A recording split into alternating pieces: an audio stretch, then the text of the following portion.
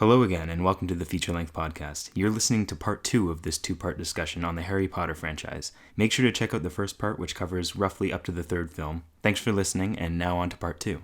Should we move on to 4 now? Yeah, I will say I was shocked at how much death happens in this series. Yeah. Because I knew, Especially obviously, it was a children's series, and the first couple movies didn't touch on it. But then as soon as we got death, and then how much followed, I was like, holy shit, they're killing off everyone. Who's going to be left? Yeah, I know, and I think it's done so well and so emotionally, and it's never like death for death's sake. Yeah. Like it's so well done. It's a character turning point each death. Every time. But Yeah, even so, really well it makes sense given the stakes of it. Like, sometimes that is kind of a pet peeve of mine, like, even in things like Stranger Things, to talk about it again. When you see some of the things that they're facing, like, especially in this world of Harry Potter, like, the most evil being ever to have lived, like, if no one died, it would have been unbelievable, and that's one thing that sometimes Stranger Things gets me at. Like, obviously people died, R.I.P. Eddie, but like, more people should have died, realistically, if you see who they're fighting. What you're saying is Max should have died. Yeah, of course, but she's so like good. half the cast. That would be hilarious dead if they now. hold off on her death, and then in the premiere of the next season, they follow up on the death. Yeah. We just cut to a hospital room and it goes like flatlines. That's the first scene. That's the first scene. She is dead. But it's also funny, like, thinking back to the second movie where it's like, oh, everyone's been petrified. Yeah. Yeah. No one looked the basilisk in the eye. They all happen to have seen the basilisk through something else. So it's funny to then jump forward to the fourth movie where there's like the first student death. And Let's talk And about the Cedric fourth movie. Diggory! Cedric Diggory, here we are, movie 4. So I was wondering, I love him. Yeah, me too. I was expecting you to message the group chat when that happened, but you've been very quiet. I will say, 1, I didn't want to ruin things, and 2, I was just in such a haze, especially when I thought we were recording last week. I truly was, like, eating, sleeping, and breathing Harry Potter. I didn't have time to do anything else. I wasn't talking to anyone, you guys. I'm not kidding. There was one day where I had to be at work till 7 p.m. I don't want to talk about it, but during that day, I watched a movie and a half at work. Oh my god. I was truly revolving around these films. That's wild. I appreciate the dedication, though. Oh, absolutely. I was going to make it happen. Anything for the pod. Yeah. Yeah, so I love this movie. Me too. My favorite thing about this movie is, so we should mention, this is the first action-y Harry Potter movie, but I like how that it still retains its mystery qualities, and my favorite part about this movie is how, for like the first 90% of it, you're like, oh, this is a bunch of like drama and like this weird Triwizard Tournament that we've never heard of. Okay, and then the last half is like, this is what's been happening in the background this whole time. You've been worrying about this like unrelated, unimportant shit. Mm-hmm. It's like, you idiots. This has been brewing all along. I love that twist of like, as soon as Harry and Cedric take the port key, and then that whole graveyard scene. So good. Fantastic. That graveyard scene is just like start to finish incredible. It's so intense. It's so good. Yeah. And it's so fucked up, but It is, because that's where Cedric dies. That's where our first student death happens, and the return of Voldemort and Ralph Fiennes as Voldemort is fantastic. Especially in this first scene. Like, I feel like by the end of the franchise, it's sort of like, okay, like Voldemort's here again. You know what I mean? This bald nose. But seeing him for the first time, you mean? Yeah, but that first time when he comes out and he does the weird, like, he's fucking, like, touching his slick head. And just, like, all his, like, when he, like, runs up to Harry and just, like, touches his scar, and Harry starts screaming, and he just starts, like, screaming with Mocking him? Yeah. Like, just, like, fuck you. Like, it's so... And he's, like, he wants to duel with him, and, like, Harry doesn't bow. And he's he's just toying with them, and he's like, nah, come on, you have to bow, bitch. And he, like, fucking forces him to bow. Oh, it's so... Yeah. It's Can so I ask good. a question? I don't know if this is explained in the books or anywhere else, but when you see him on the back of that guy's head in the first movie, he has a nose. Where did it go?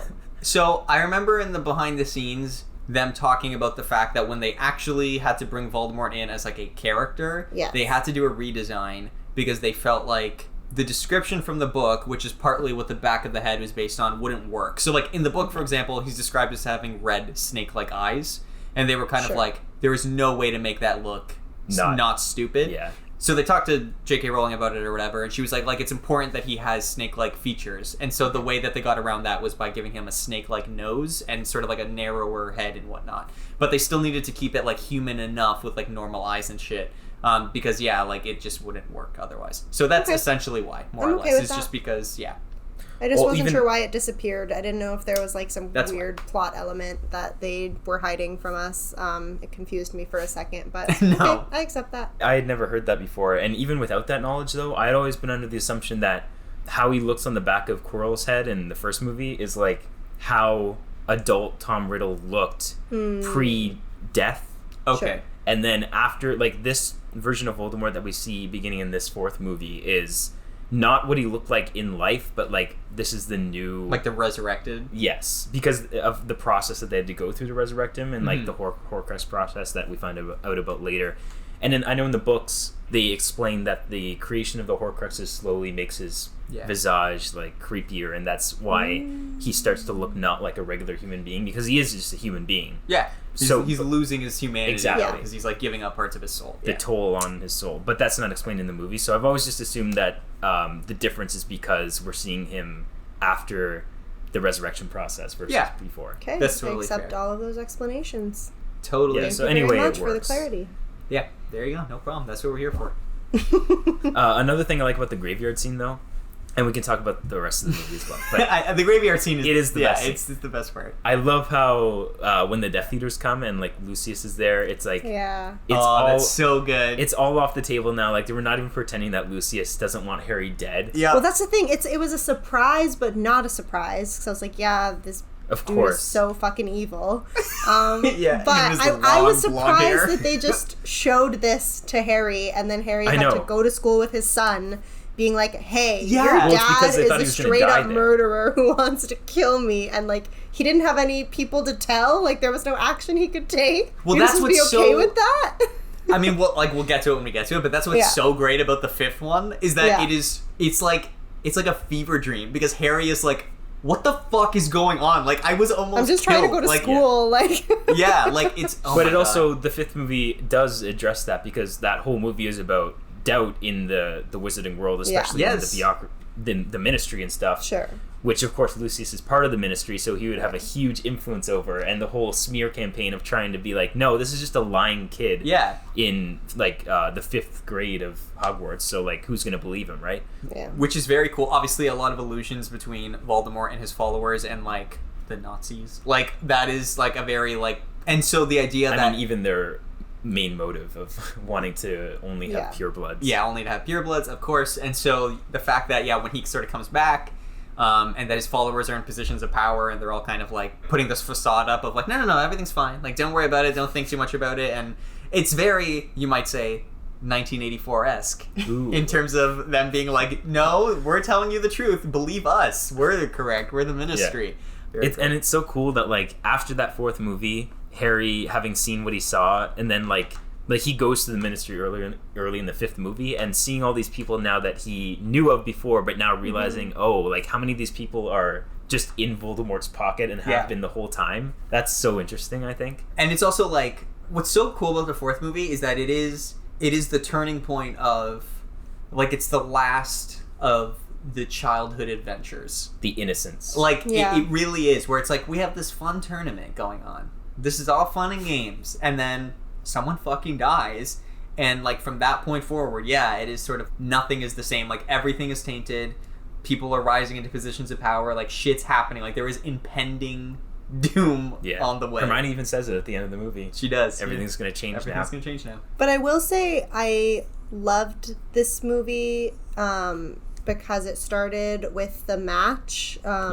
The Quidditch match. The Quidditch match, And I find that was kind of a perfect, like, if you just take that kind of sequence of scenes, it perfectly described how the movie was going to go, where it all started as fun and games, literal games, and then ended in death and Death Eaters, and then to have the rest of the plot kind of parallel that for the rest of the film, I found really smart and just fun, because I did also get caught up in how fun the Quidditch game was at the beginning, and I loved the world building and how the little tent became a huge tent inside, and all the magic associated with that, and how tall the stadium was, and how of course they're at the top because they're poor, and all that stuff. But I do want to talk about Cedric more.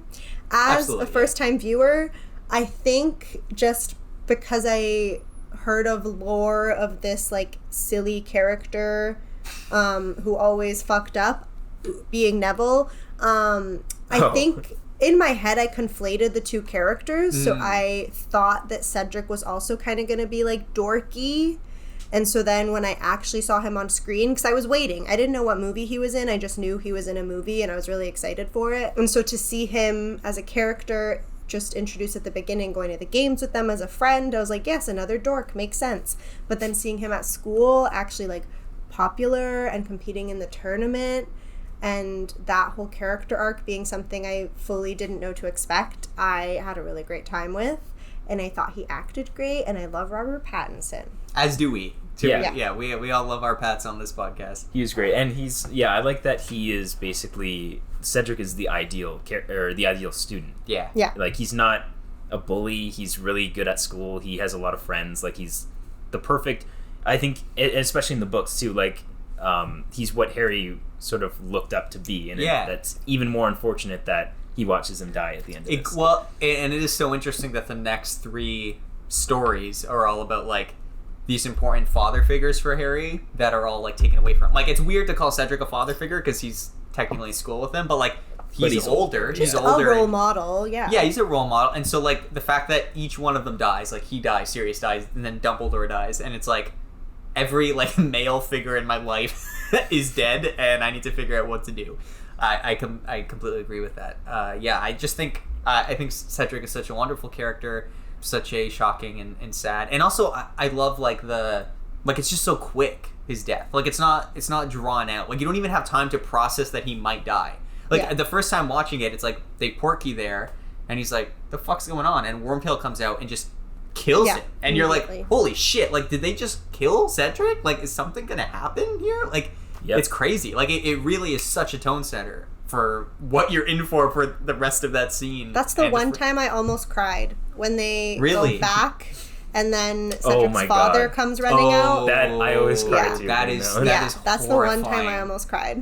That, like, his performance is great. When they come back and, like, the way it's filmed, just too, like, shock. It's so good. Like, because everyone's celebrating. Yeah, like they take the Porky back and he just fucking hits the ground. That's the first thing when he comes back, and like everyone's like, cheering and shit. And the music dies down, realizing. And Harry's just like crying over his body because he's just been through like a traumatic experience, and they have to pull him away. Like, but then it's like a minute passes by, and then Amos like comes down and he's like, "Wait, what's happening?" Like, that's my son. Yeah. You know what else I like about this movie is despite all the drama, the Yule Ball sequence. I really like a lot. Yeah, it's fun. I agree. Mostly the look of it and like the music. I should mention the music post John Williams in this series isn't anything to write home about, but I will say you could still play me the music of any of these movies and I would at least recognize that it's from a Harry Potter movie. Yeah, absolutely. Like those themes are tonally like consistent with each other and stuff. Yeah. I feel like each movie does at least a decent job of having not just like a purely generic fantasy-esque. Yeah. There's some sort of whimsicality to it. Yeah. Even as the music gets darker, which it appropriately should as the series gets darker. Sorry, since we're talking about these two things, one, we're talking about the Yule Ball. I have a comment about some of the romantic relationships that happened, and first of all, why, and second of all, they came out of nowhere. But also, I will say one thing that I absolutely hated about this movie, and it's one of many, problematic things that the beloved author wrote. The girls' school, how they just, like, walk in and, like, sigh. Like, what's that about? Girls don't do that. French girls don't do that. Yeah. I don't understand. Right. That's one of the least problematic things that she's written. Yes. But I will say that's one thing that I watched and I was like, wait, what? We all watched this and we were like, yes, girls, of course. I completely, like, that whole sequence is so dumb. Yeah. And but to be not fair, but, like, point our blame in the right direction. Sure. Like, in the book, it's not like it's described like the girls come in and curtsy and sigh, and the boys come in and do like a stomping dance. Like, like obviously it's like, these are two different boarding schools, like a girl boarding school and a guy one. That's more or less how it's described. And for whatever reason, the direction of it is really weird. That's true. Very funny. One thing that I remember the book actually does like kind of worse is I remember reading the book like the deliberate emphasis on the French accents to make you know, like. She was like, these are hot French girls. These are French people, so like you could have just written it as you would any other dialogue, but she like twisted the words and the pronunciations to make sure that the reader read it in an extremely French writing accent. like Z instead of exactly, like not even joking. Absolutely. And I same hate with the when authors Bulgarians do that. too. I hate when authors do that. It's so annoying. They do it in comics all the time too. I'm like, I will say I recently read Adventures of Tintin, like one of, many. And the author does that all the time, at least in the English translations. I don't know if it's the same when it's in French. But reading that, I was like, why? This is just offensive. Like, like we know they're French characters, Bulgarian characters. Just give us the text and we'll read it appropriately. Exactly. Yeah. The only, the only slight time I would be like, I kind of understand why, would be if there's something in the pronunciation that is like relevant, like plot relevant, like a misunderstanding of something because of a pronunciation. Sure. But it's never that. It's always just the joke of like, isn't it funny that they speak a different language? Like, not even a different language, with an accent. Yeah. Also, I brought it up. This isn't my time to complain about the romances. There's one very specific scene in a different movie that just grinds my gears. It's I'm sure I know what you're talking nowhere. about. Yeah, we'll get there. Don't you worry. Yeah, all of the Harry Potter fandom will unite around this point. Don't worry. Thank God. Do we have anything else to say about this one? I just want to quickly say, like, touching on, and maybe we'll get to this a little bit in rankings. I think this movie does such a good job of adapting the book. In comparison to some of the other ones. I think a lot of the structural changes are great. Carol, to your point, the whole opening sequence being the Quidditch match, like in the book you start off with him at the Dursleys again, and you go through so much of that before he gets there. The fact that we're like, boom, we're into it. We had the flashback, we're at the Dursleys, we're at the game. It's such a fun, cold the creepy open. Flashback too. Yeah, that's probably my favorite opening out of these movies. So good. Again, like that whole thing, such a tone setter, works so well as a cold open, such a good structural change. So much time passes in the book where, like, Harry and Ron are mad at each other, and, like, Hermione is helping the fucking elves through an elvish revolution of some sort in the kitchen. I do like that, but I understand how it doesn't fit into the movie. Yeah, like, it's so thematically, like, dissonant from everything. Like, the movie is so streamlined, and I think it does such a good job of capturing everything exactly as important as it should be, and only letting things play out as long as they should. Like, the Ron and Harry stuff, it's, like, the exact amount of... Are we over this? Can they please be friends again? Like, they know exactly when to stop it. It's only for the first task. Exactly. Speaking of the first task, though, I think one thing I do like better in the book is how that played out, because it's more strategic than... Me too. In the movie where, like, the dragon, of course, gets loose, because in a movie, that's what would happen. Yeah. And they fly around the castle. I do like that sequence, and I also think that's why this movie tends to have a more action reputation, partly because of that scene. But I would have liked to see, in retrospect, how a more strategic first task for Harry would have played out. But I will say something the books I think do a better job of is really hitting home how much Moody is helping Harry get through the tasks. Obviously, because as we know, like, he's not actually Moody. He's a guy that sticks his tongue out a lot. And actually, I can't remember. In the books, is that a thing, or is that just a movie thing? No, that's just the actor's choice. Oh, okay. Yeah, that's totally the actor's choice. David Tennant? David Tennant, yes. Obviously very famous, but... I will say something throughout all the movies. I loved, like, having to place people, because everyone obviously is a known actor, because they used every actor in England in this series at some point. Every actor in England, yeah. So you know everyone from somewhere. That was a fun game I got to play. Yeah, for sure. Yeah, he was But insane. like, so in the book... So, like, in the movie, we cut from Harry talking to Moody, and he's like, I can't bring a broom. And he's like, yeah, but you have a wand. And we cut to the first task. In the book, like, Moody is training Harry how to use the spell he uses to call the broom to him. And, like, Harry's having a really hard time doing that spell. And then when you get to the task, he finally is able to, like, do it and get the broom to come to him. And it's, like, this holy shit moment. Which, again, completely understand why you would cut that out for pacing. But it's just fun. And then also, like, Moody taking Neville under his wing a little bit and, like, giving him the book to teach him about herbology, which also is then the reason why he's able to help Harry with the gillyweed and stuff. Like, that's a bit more expanded upon. In this, it's very much like you just have to kind of, like, pay attention to the quick context clues of how that all plays out. But yeah, I mean, he also does explain it at the end. He does, but that's a little, like, hand wavy to me of, like, we need to explain this stuff, but that's okay. I mean, I completely understand it from the movie perspective. It's just, it's fun to see it play out in the book that way. But again, I think this is, like, one of, if not the best, like, book to movie adaptations. It's very good. So Order of the Phoenix, this is, as we've discussed, probably the last major turning point of the film series. Now, we should mention, This movie, compared to the book, is very short. Yeah. This is like one of the shortest movies. And I think it is the shortest movie. Or like the second shortest movie. I think that actually the final movie is ironically the shortest movie. Oh, okay. But that's also because like it's part 2. It's 2 parts, yeah. So if you're considering 7 as one movie, then this would be the shortest one. Yeah. And it's the longest of the books. It's like 800 pages, right? Yeah. I think the adaptation is fine given the constraints of this is a movie that had to be made as a 2-something hour movie, and there's no choice. At this point, again, nothing had ever been split in half before. That didn't really become a thing until the 7th movie did it, and by that point, it was like they had so much clout, they could be like, fuck you, we have to do this. And it's also the finale, so it doesn't matter. Like, if audiences are pissed off, like, who cares, we're done.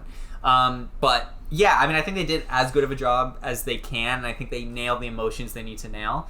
It's just, for me, it's like, the book breathes so much more, and it breathes so much more with the stuff that I love, and the stuff that I love is Harry going like full teacher mode, and like Harry coming into his own despite the isolation that he's been dealing with, and helping all these other students, and like the whole Dumbledore's army arc is probably my favorite like arc in Harry Potter. Like, I just think it's so cool, this idea of like, if all the adults are fucked and like giving into this lie or whatever, then we have to take it upon ourselves to like do the right thing. And I think it's really cool. I think seeing Harry become Sirius-esque, become Remus-esque in terms of like leading these people is really wonderful. And I love the moments. I think the movie does such a good job of distilling it down.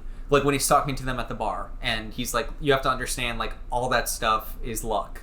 He's like, I'm not talented. I just faced death, and it was like a necessity for me to survive. And they're all like, yeah, I get it, but also, I mean, that's the best we have. Like, at the end of the day, like, that's all you can do. And yeah, it's really great. And then, not to mention all the themes of isolation. I love how much the book really fleshes out Harry and Sirius's relationship, obviously because of the fact that we get what we get at the end. I also just like the Order of the Phoenix, like the concept, conceptually, so cool, and how their headquarters is Grimmauld Place. I love the headquarters. I love fucking everything that happens with the Ministry at the beginning. That's Dementor attacking them and him having to use the Patronus. And I also like the look of the Ministry. Me too. I really the black tile walls and the fountain and all the offices in the lobby, and I like how it's all underground under London. And I also love how it's all cold. It's very cold, like by choice. I'll come back to the cold thing in one second. I love the inclusion of Bellatrix Lestrange. I love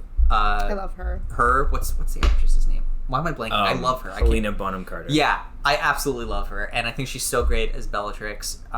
In this particularly, and then she does other stuff in the series as well. But this is like her moment to shine. And then just the fight with Harry and Voldemort that turns into a fight with Dumbledore is like the sickest moment of the whole franchise. Like from start to finish, like when I think of Harry Potter, this is what I think of. Like, and maybe because at the time I was in 5th grade and reading about these people like in the equivalent of their 5th grade, like for whatever reason it resonated with me, and that was also the year that the movie came out. Like, so it was this perfect trifecta. But I love everything about it. The Room of Requirement, so cool. Such a cool concept, like that it would exist. This is my first time watching the movie since our discussion on Hill House, and after you made that point about how the Red Room in that series is just the requirement, that's all I could think of now. Yeah, I mean, that's okay. Like, tropes get reused. It's totally fine. But it is just funny to think about. I will say I liked how much the Muggle world interacted with the magical world in this one. Also, when the film first started, I did not recognize Dudley at all. Yeah. That's the one thing where the aging, I was like, who the fuck is this kid? And then I was like, oh shit, it's Dudley. Well, that's because he wasn't even in the last movie. Yeah, so I kind of just forgot, and so he aged more than everyone else in my mind, and I was like, I have no idea who this bully is. And then obviously they named him, and I was like, okay, I get it now. Yeah. But yeah, I did love the world building and all of the things you mentioned for this film. It was really good. Although, what is her? Umbridge? Is that the horrible lady? Dolores. Yeah, she's the worst. And it was kind of hard just to watch a whole movie of her being the worst, which, whatever. There has to be a villain, but goddamn, she was so bad.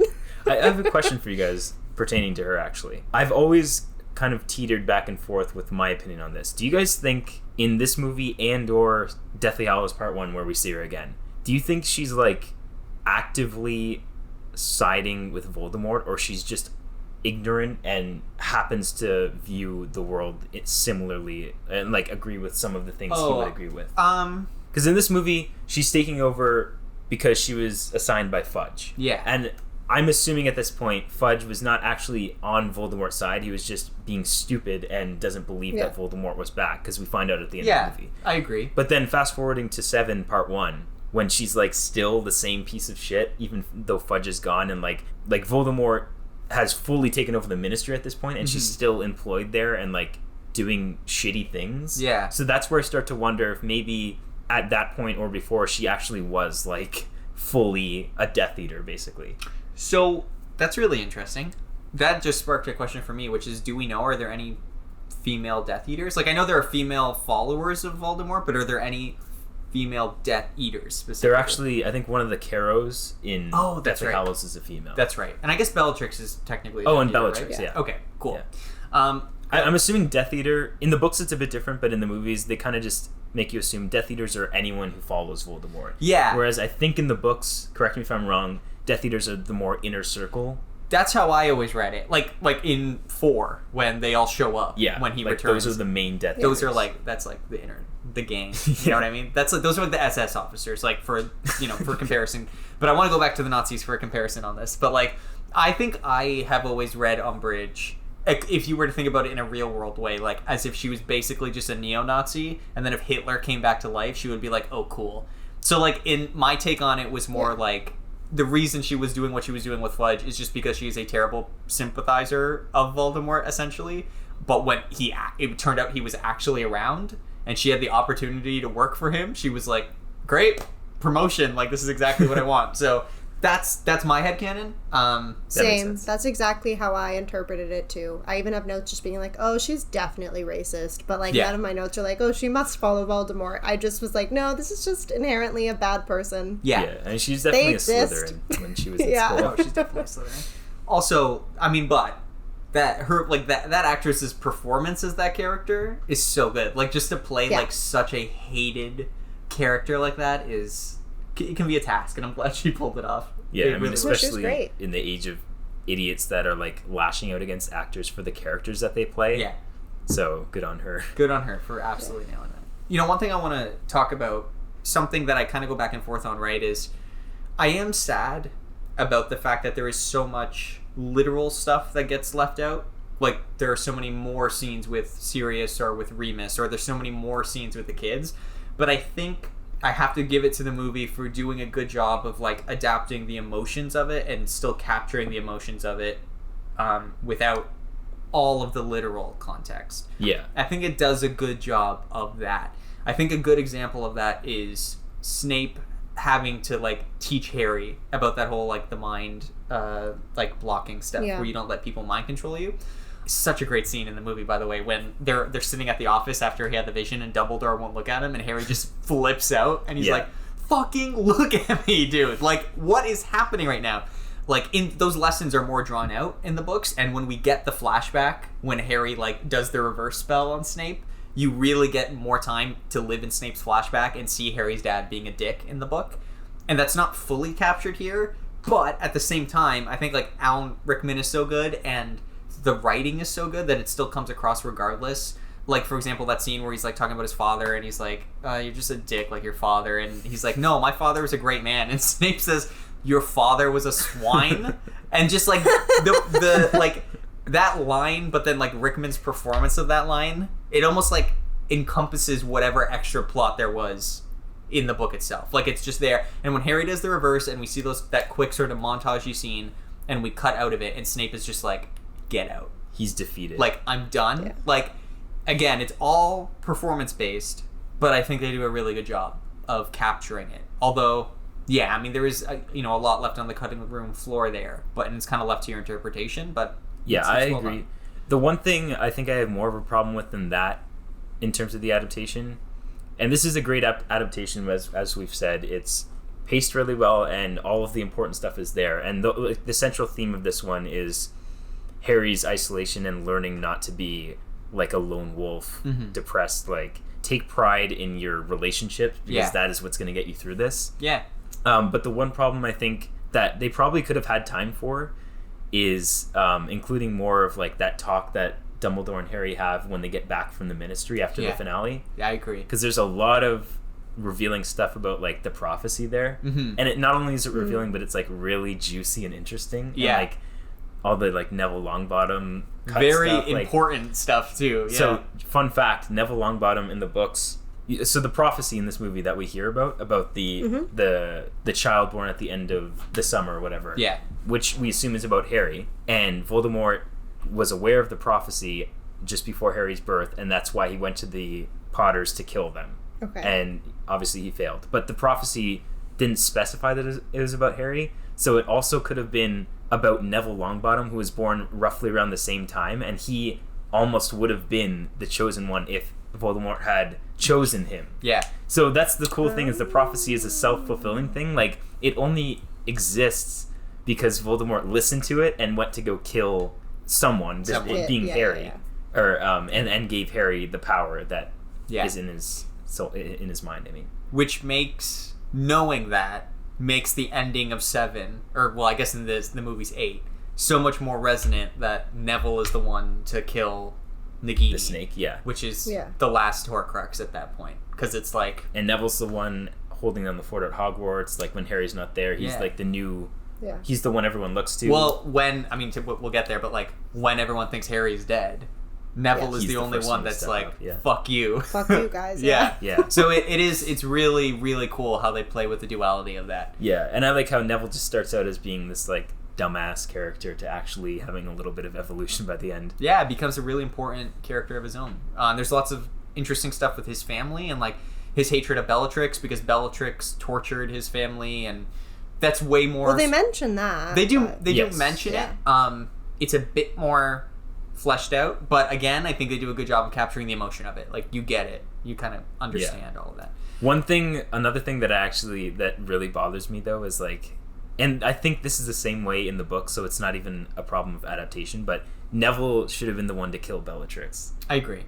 Like, not Molly Weasley. Not Molly Weasley. So random. Like, I don't know. That should have written itself. Right?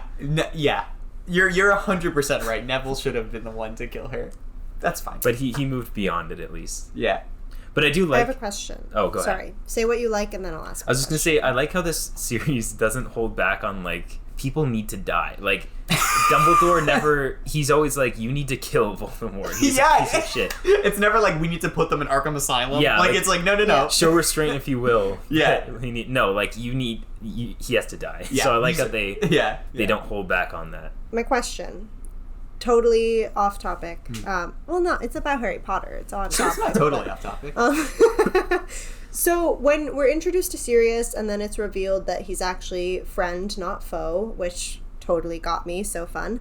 Mm-hmm. But then he's like, yeah, I'm your godfather. So now that like I'm back and I'm free, I'm gonna be like more involved in your life. You could like live with me. Like I feel like that was floated. And then why didn't it happen? Why was he still stuck with the fucking it's because Dudley family? Because Peter Pettigrew got away, so they couldn't vindicate him. So he's still on the run. And this is part of, That's annoying. I think, what makes his death in the book even more heart-shattering. Like, I always cry when he dies in the movie, but, like, it's even worse in the book is because so at the end of 3, like, he has that relationship with him. And then in 4, it's like, there's still the politics of them, like, trying to figure it out. But then by the time 5 comes around, there is this real sense of like, no, like I am your father figure, and we are gonna make this work. And once we like beat Voldemort, and once this is all done, it's gonna be okay. And then like everything will be okay. And it's really driven home in this one. And then you get to the end, and Sirius dies, and it is like the worst feeling imaginable. And especially in the book, they emphasize a lot how like how he feels like a prisoner in Grimmauld Place. Like he can't leave, and he just wants to be contributing, and he finally does get to contribute, but that's when he dies. Yeah. When he finally steps out. I will say, I think, like, that graveyard scene is fantastic. And we talked in 4, and in 3, we talked about the wonderful moment with Harry. But I think the ending of 5, in both the book and movie, is my favorite ending of all of it, right? Like, the kids going to the Ministry, them getting in a little fight, getting completely outnumbered and fucked up, and then like the straight up OG Order of the Phoenix showing up to save them, and like that being the first like full magical battle that we see, and then like the resulting death of Sirius, and then the battle between Dumbledore and Voldemort. Like that section of Harry Potter is like that is like the peak of the franchise for me. And it's cool too because the Voldemort and Dumbledore battle, like they're actually using interesting spells. I know, it's like Doctor Strange against Thanos, so where they're just like doing weird shit with each it's like other. The music fight. Or the music fight, yeah. By the way, when I finished, you guys loved that so much. It's so good. When I finished watching the last Harry Potter movie a couple nights ago, I was on a magic kick, so I rewatched Multiverse of Madness just for that reason alone. Nice. We love good magic action in movies. And it's good. Like, yeah, one complaint that we will get to in the last movie is that final battle is just two wands like connecting. Might as well, yeah. And there's more going on there, like thematically, like plot wise, but yeah. In terms of the literal magic fight, that's all it is compared to this one where it's a lot more interesting. Like Voldemort's smashing the glass windows and throwing the shards at Dumbledore, and then Dumbledore puts up like it's like a shield that shreds the glass into sand so it doesn't hurt them. It's so just good. Like as a fuck you, like he could have made it go away, but he's like, no, I'm gonna turn it into sand and just let it hit us and it won't hurt us. It's so great. And I also like during that fight how Dumbledore keeps pushing Harry back when he tries to contribute. Yeah, he's like, nope, I got it. Yeah. And then obviously the ending of it, which is so like again thematically important, right? That like basically Dumbledore telling Harry like I was wrong, like you shouldn't shut everyone away, like your connections with people are like important. It's what makes you different from him. Yeah. Like is that like you like love and love people, and like love is what kept you alive when you were supposed to be killed, which maybe we can talk about at the end because I don't know what the fuck that means, but we'll get there. But yeah, I think that's really great. We've talked about this before a little bit, but like, do you still agree that 3, 4, and 5 are the best 3-movie run in the series? Yeah. What do you think about that, Carolina? Would you agree or disagree? Yeah, I think I would agree because I mean, obviously we'll get to our rankings, but 3, as you mentioned, is where it picks up and just generally gets better. And then the action of 4 did keep it going. I will say, I don't know if obviously I still enjoyed 5, but I don't know if it hit as hard as 3 and 4 for me. I mean, my ranking's kind of all over the place, but I definitely was more invested in 3 and 4 and a little less invested by the time we got to 5. But that was probably just because I'd watched too many movies in too short a time, and that's my fair. bad. That's also fair. Well, also 5 kind of feels... 3 together, we're good. Yeah. 5 has that feeling of... It's like in the MCU when after Phase 3, Phase 4 kind of felt like Phase 1 again. Yeah. Because you just had this huge thing happen at the end of 4, and now it's like the energy kind of dies down and we're processing what just happened and we're figuring out what the next step should be. So there is a little bit of a like a lull after the fact, moving on to what the next big conflict is going to be and where to go from here. So that's a good way to put it. Yeah, because I feel like 3 and 4 both set up so much and surprised me so much that when we got to 5, like, yes, kind of all of that was playing out. But yeah, not that the stakes seemed lower, but it just, the energy was different. Yeah, and that's why I hesitate to say like the run of 3 was the best. That's fair. Or whatever, but makes sense. I do want to touch on this movie marks the beginning of David Yates being the director, and he will direct the rest of the movies. I think his directorial style, I talked about earlier, everything feeling a little bit cold. I think that really works for this because it's isolating. I do think for the rest of the movies, and then also the Fantastic Beasts movies, which he also directs, it is a huge detriment to the franchise. I think by this point, in this book and story particular, it is important to feel that lack of magic and whimsical nature, because we're coming off of such a fucked up thing and we're dealing with such a fucked up thing and such a character story. It needs to feel a little bit more grounded, but that aesthetic carried through the rest of the franchise doesn't really work for me, and I think it's kind of unfortunate that he is now like the fucking Russo brothers of Harry Potter. He's like the British Christopher Nolan, if you will, I guess. Oh yeah, like he is. That's a great way of putting it. Yeah, so like the latter half is all one director versus the first half, which had 3 directors across 4 films. So there's a lot of variation there. As much as I would have liked continuing to see a different director show us what they have to offer for each Harry Potter film going forward. I think the last half being grim and very desaturated works well enough, even beyond this fifth movie. And then when you finally get to the epilogue of the last movie, you kind of have once again that vibrant, colorful, magical feel. So I think thematically it works, although they don't look as good as the earlier movies for sure, color-wise. I think I would be more accepting of it in the rest of these movies if then he hasn't continued to make movies in the same universe that also feel that way. Yeah, it's just his thing. Yeah, it wasn't for the movie; it was for his style. Yeah, it feels like a limitation, not like a choice as much. So, I will say before we move on, we should move on to 6 because we're running a little long. But like, well, I mean, yeah, we're gonna shit talk 6 and then we'll finish up. I already know we are. But I just want to say like top 3 moments for me in all of Harry Potter, but then I think in the movies, in terms of the way the movie interprets it, maybe my favorite moment, and then also, like, I think the best thing that they changed from the book that they actually made better is Sirius's death in particular. And we've talked about this. Like, Sirius showing up, finally being a part of the fight, but then, like, in the moments leading up to his death, what they choose to do with him, of him and Harry fighting together, and, like, the last thing that he says to Harry is by, like, referring to him by his father's name. Like, he says, like, oh, like, that's Attaboy James, or, like, that's my James, or something nice like one, that. James. Nice one, James. He says, great. Nice one, James, which, like, is this immediate heartwarming moment where you're like, oh, and then he just fucking dies. And it's, like, that drop is, I think, like, again, the best change, and also, like, the my favorite moment in this of, like, holy shit.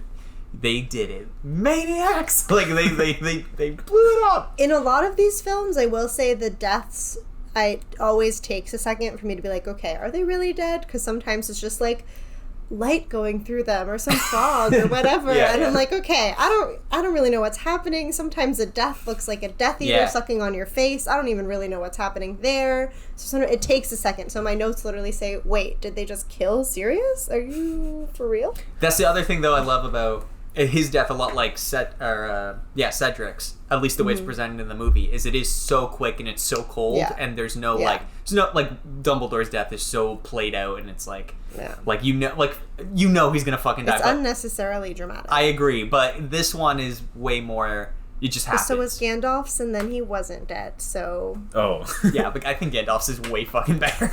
It's also a different universe with different rules. Yeah, I don't know why we're talking about Gandalf. Like, just because he's just an old man with a beard? He's a wizard? Mm-hmm. Yeah, okay, I figured. To me, he is in this universe. Okay, great. He is one of 3 Dumbledores. My life. All right, let's move on. Sirius's death is very sad. Let's move on to 6. I said before, I don't think there's a single bad movie in this series, but this is the closest one.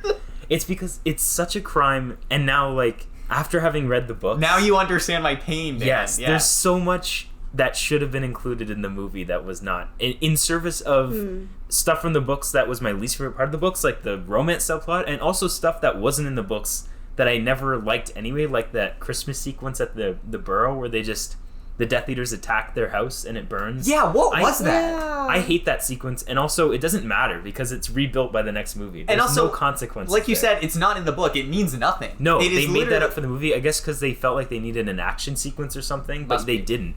What I like about the 6th book is it's very much a return to form after 4 and 5 to their mystery roots. Mm-hmm. It's a lot slower than 4 and 5, which are very much like action-y. So I guess that's why in adapting the movie they felt they needed to be more consistent with the 4th and 5th movies, like their action pace.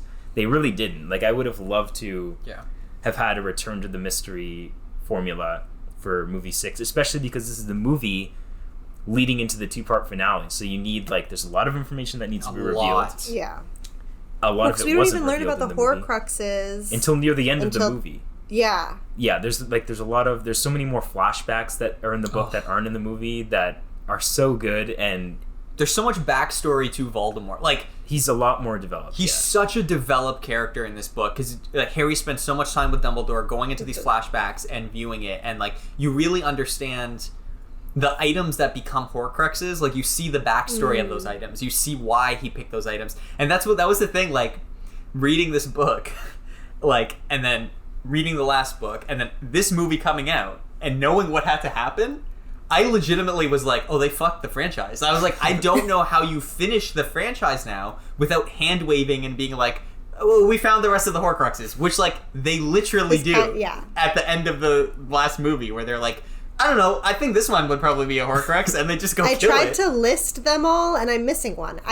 There's one in my mental list of Horcruxes. We'll go through them. We'll go through them a bit, yes. I need you guys to fill it in when we get there. Yeah. Okay, so to be fair, having not known that for most of my life as a Harry Potter fan, it always made sense to me. Like, I think they did, by the end of the franchise, a good enough job with how Harry can sense Horcruxes, especially finding out at the end that he is one. Yeah, I agree, it's good enough. It's like, good enough. It's and also, yeah, in terms of Voldemort's character maybe development, that's the one I was missing. I also think... Harry? Oh, Harry himself? Oh my god. I also think Voldemort's character development is... That was the one I was fine, missing. even without... There you go. That was the one she was missing. Nice. Yeah, I think his development is fine even without what's missing from the book. I just think it would have been so much better had they shown him as a student at Hogwarts, and like I brought it up earlier about how his degradation. Did in the Tom Riddle one. Yeah, but that was ages ago though. And also but I remember it. But the thing is too, that was in the not good era of the series. Yeah, and that whole era is retconned by 6. Like basically the 6th book exists to be like, we've kind of hinted at some stuff, but we're going to retcon all of it and give you the actual history. Whereas in the movies, it's more like, yeah, we're just going to play off what you know, and you can just put the pieces together, kind of. And it works. It's serviceable. You can put the pieces together. And, you know, in the flashbacks, he does come across as creepy, and you get some little pieces of his history and stuff. But even just, like, the family history, like, what type of, like, how he grew up, and, like, explaining how such an evil person could, like, where does that person come from? Like, again... Everyone's gray. Yeah, I mean, he's straight up Wizard Hitler. Like, he's not gray, he's evil. But, like, nobody's born evil. Like, there is always circumstances to it. So, what were his circumstances? Yeah, and, like, finding out that he directly comes from the line of Salazar Slytherin. Like, I didn't even realize that from the movies. I know. I mean, I knew... Well, I guess... He was the heir to Slytherin, so it never clicked with me though. They never really like explicitly get it across. Yeah, and like we find out where the ring comes from. That one that's the Horcrux they gloss over the most. Yeah, they're just like Dumbledore just has it. Yeah, it's a ring. And also, this is jumping forward a bit, but in the books, the ring, the stone on the ring, is the resurrection stone. Yeah. Oh. Yeah. Isn't that cool? Like, that would have been so cool to include. And, like, but then they destroy it. Well, they destroy the Horcrux, but, like, the object is still there. Okay, sure. So, even in destroying the ring, like, the jewel could have come off or whatever. But that's why Dumbledore had it to give to Harry in the Snitch in the last movie. So that's pretty vital information that we just don't get in the movies. Yeah. It's unfortunate. It's really weird that they leave a lot of that out. And again, in service of what? In service of Ron and Lavender's... And Quidditch. That is one pet peeve I've had, even in the books. There's a little bit too much like Quidditch subplots, like especially after the 4th book where Voldemort returns them, and then like the 5th book there's like Quidditch matches, and I'm like, are we still doing this? Yeah, like, I completely agree. We're going to war here. I would say I kind of get into the 5th one because it's like everyone's still pretending that it isn't happening. So I kind of understand why it's still in the background, but. Definitely by the 6th one. Why the fuck is anyone playing Quidditch anymore? Yeah.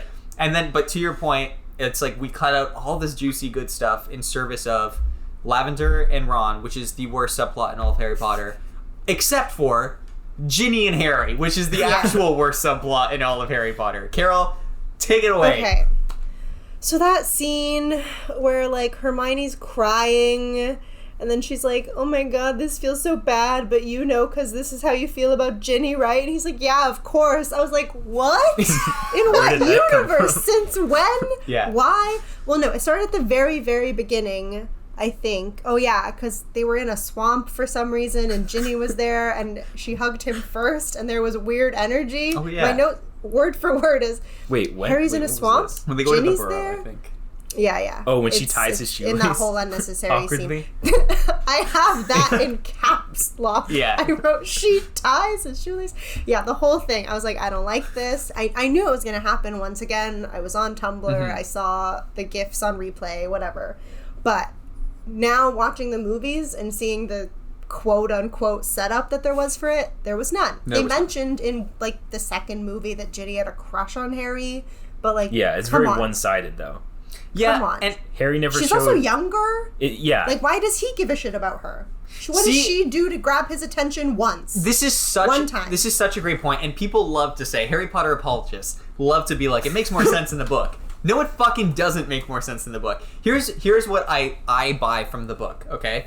I totally understand Harry is this larger-than-life figure that's best friends with Ginny's brother. She's, like, that right age where it's not, like, weird. She's, like, a few years younger than them. Yeah. I think, like, she's 1 year younger than them. Yeah, that totally makes... She can have a crush on him, whatever. Completely. It is so weird that even in the books, like, this whole time, it's like Ginny has a crush on Harry. Harry does not give a shit. And then in the 6th book, he's like, I guess I gotta fuck someone. Like, I don't know. I guess I'm just horny now. It's because his relationship with Cho fails, so he's like, I need to move on to someone else, That I guess. also wasn't that fleshed out either. It wasn't. They kissed one time. That one, I kind of like that one just because that one feels very, like, real kiddie of, like, she's pretty, and then they kiss one time, and then it's like, actually, no, like, we don't know anything about each other, and so we're just not together. And that one was at least more interesting because before dating Harry... and she's traumatized. Well, she was dating Cedric, and now he, like, kind of feels bad, but also goes forward with the relationship. So at least there was... juicy, you know? There's some layers to it, yeah. Exactly. They tried to do that with Ginny, where it's like, it's Ron's sister. And Ron's like, gives a shit. And even Ron is like, okay. But also the actors don't even have chemistry. They have no it was just chemistry. horrible to watch every time they were near each other. I was like, this is awkward. I don't like it. I Please completely agree. Stop. Yeah, I am of the personal opinion that I didn't need to find out who, if anyone, Harry ended up with. And if he was going to end up with someone, it should have just been in the epilogue, and it should have been with Luna. I am a Harry and Luna apologist. Ooh, I think, and maybe they have more in common. They have more in common, and the actors have way better chemistry, way better chemistry. She's introduced in the 5th movie out of nowhere. But Neville needs a girlfriend. Oh, fuck Neville. But he could have gone with Ginny. I would buy Neville with Ginny. And in the 4th movie, yeah, me too, actually. They dance together, so it's like they're kind of setting up already. There we go. Yeah. Okay, but in the 5th movie, we should have talked about Luna, but we didn't. But she's brought I was going to ask, and then we got distracted by something. She's brought in out of nowhere, and you might think, like, watching or reading this for the first time, oh, they're setting up a love interest for Harry, right? No. It's everything that a love interest would, like, she has a lot in common with Harry, they get along really well, except they're not love interests. Yeah. And then in the 6th one, he takes Luna to the dance. Or not the Slughorn thing. Yeah, the party for all the well-liked students or whatever. Yeah. Yeah, I don't know. It's so weird because it's all there and they just don't execute on it. Yeah, I mean, I guess it was just supposed to be a red herring or something. But Harry can't love a weirdo. Come on, guys. But see, he's too cool. He should love a weirdo because... But Harry's not cool. He's not, like, a jock. Yeah, like... No, I know. Thematically... But from the outside, he's our big, cool hero. But that's the whole thing, right? Is that thematically, it's all about him rejecting the idea of him being this, like, awesome chosen one person. Like, which in a way is also thematically about him, like, rejecting his father. And by the end of the franchise, him turning around and realizing, like, what a good person Snape was, like, to him and, like, what he meant to him. So much so that he names one of his fucking kids after him. Yeah. Like, and Snape was the weirdo. How much more profound would it have been if it was Harry and Luna's kid that was named after Snape? Like, that would have been way fucking better. I will say, it just seemed like, I don't know, in the films at least, I don't know if it was the same in the books, but it just seemed like we weren't supposed to really like Luna. Like, I feel like if you ask J.K. Rowling, it seems like she doesn't like her. Like, she just thinks she's a weirdo. And, like, she's obviously likable and, like, on the good guy's side or whatever, but not, like, a person you'd want to hang out with all the time, you know? My understanding was that Luna was, like, partially based on someone that J.K. Rowling, like, met in a hospital or something, like a sick kid or something like that. So, Jesus Christ. So I don't know if that's true. I think, like, she met this, like, quirky kid and, like, wanted to, like, include her in the story or whatever, and so she basically wrote this character. I don't think she's supposed to be intentionally, like, hated, but, I mean, sometimes Not quirky people hated. are easily... Yeah, I She's never not got liked. the... Yeah, I guess. Yeah. You know what would have been cool? If Luna or, like, whoever Harry would have ended up with that wasn't Ginny was a Slytherin. Yeah. because it ties the whole thing, like, don't think you know someone. Like, Snape was a Slytherin, and he turned out to be actually a good guy. And Harry could have been a Slytherin. Like, he was told almost the a Sorting Slytherin. Hat not to be a Slytherin. Except we don't meet any female Slytherins. We meet one, the one that Draco talks to, Pansy Parkinson. Pansy? Pansy. Oh, I thought you said Pansy Parkinson. I was like, holy shit. Well, she has a bigger part in the books. Yeah, remember? she does. It's coming back to me now. I was thinking of the movies. Hansy. I was like, was there a character named Hansy in these kids' books? Okay, you know what else really bothers me about this movie? Okay. So Slughorn comes to teach at Hogwarts, right? Correct. And obviously we get a lot of scenes dedicated to potions now because he's the new teacher, and typically in these movies when the new teacher's introduced, except for the first movie, we get a lot of scenes in their class, usually Defense Against the Dark Arts, but now it's potions. Yeah. Because Snape is the new Defense Against the Dark Arts teacher, and we don't have a single scene. He's been after this job forever. We have not one single scene in this movie showing a class of Defense Against the Dark Arts under Snape. Yep. What a lost opportunity. I know in the book there are a few scenes dedicated to it, but in the movie there's not a single one. I completely agree. Yeah, I wish that was a lot more like the book as well.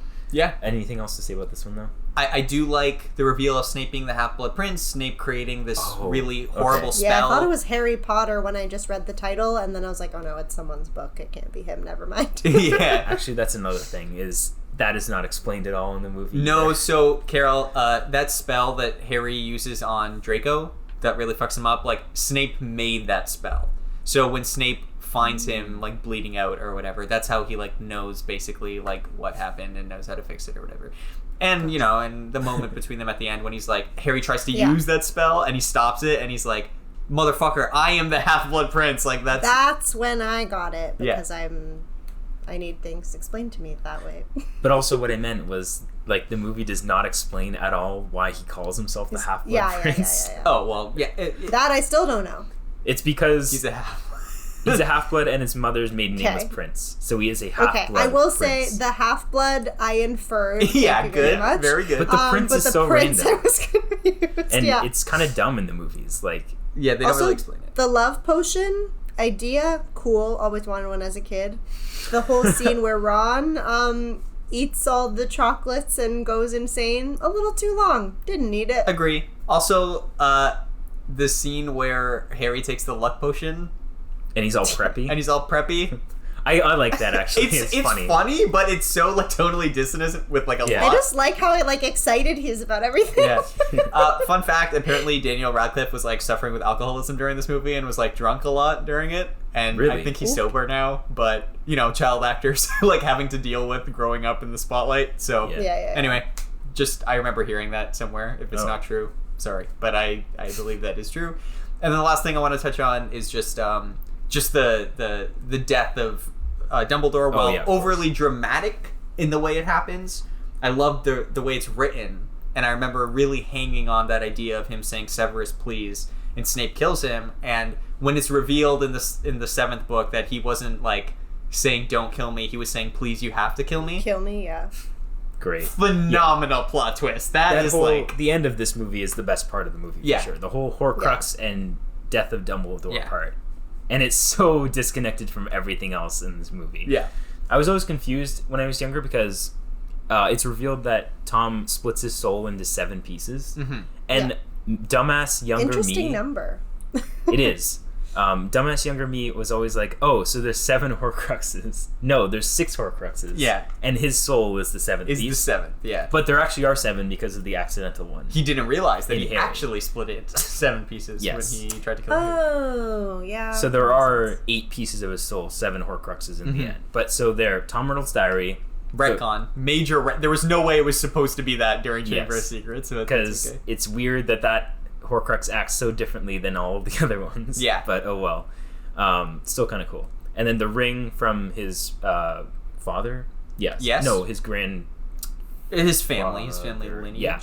Which is also the Resurrection Stone. Which is why Dumbledore put it on. What do you mean? Like, even though... So it's revealed in the 7th one that even though Dumbledore knew it was a Horcrux, he put the ring on because of the temptation of being able to talk to his sister or whatever. Isn't that, like, a reveal on that? Yeah, that's right. Which is completely missed out on, but basically... He's just wearing the ring, yeah. Dumbledore felt so guilty about...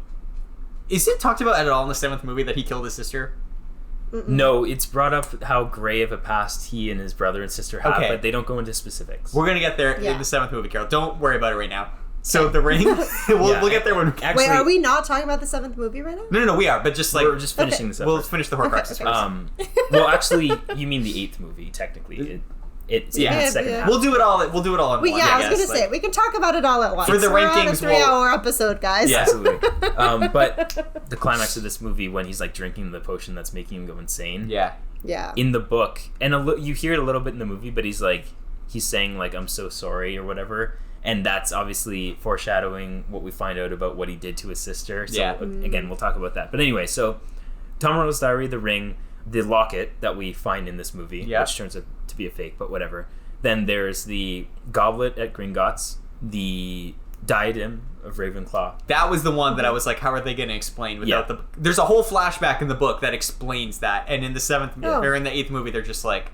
He finds it. He finds it. Diadem, Must be the diadem.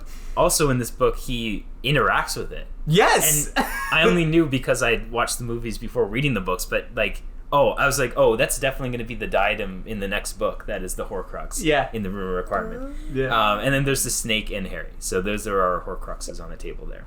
Yes. And by the end of this movie, 2 of them are destroyed. So now going into the last story here. So many Horcruxes. I know. Even going into this, I was like, how are they going to do it all? And even I the know first obviously part... there's 2 films. And watching it as it's progressing, they aren't really making a lot of progress. I know. I'm like, The first part, are they they only going to destroy find one 5 at a time and Horcrux. just hit them? I don't get it. It's so funny. They make no progress. 1 in the first part and 4 Horcruxes in the last part. Yeah. So a little bit uneven, but I do like actually.